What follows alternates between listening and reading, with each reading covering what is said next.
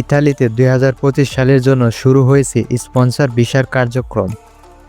দালাল চক্রের কারণে কঠিন যাচাই বাছাইয়ের কেবলে বাংলাদেশিরা।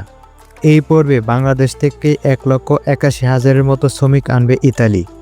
ইউরোপের দেশ ইতালিতে আসতে গিয়ে হাজার হাজার বাংলাদেশি নিঃস্ব হয়েছে দালালদের খপ্পরে পড়ে।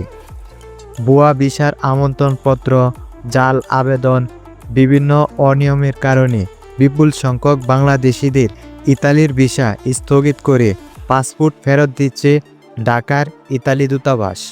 এদিকে 2025 সালের জন্য স্পন্সর ভিসার আবেদন প্রক্রিয়ার আগাম ফরম পূরণ শুরু হয়েছে।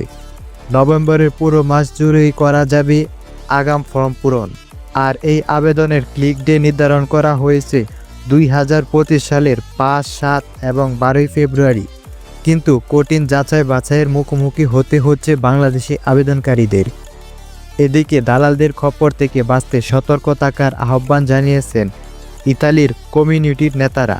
ইমিগ্রেশন বিশেষজ্ঞরা বলেছেন, শতকরা 90% বাংলাদেশি বার্ষিক আয় ও মালিকের সঙ্গে চুক্তিসহ নতুন নিয়মের কারণে আগাম ফর্ম পূরণ করতে ব্যর্থ হচ্ছে। তবে 2023 সালের 3 বছর মেয়াদী স্পন্সর ভিসার আইন অনুমোদন করে দেশটির সরকার।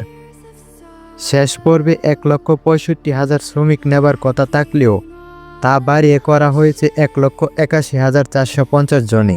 রাব্বি সরকার, STV নিউজ।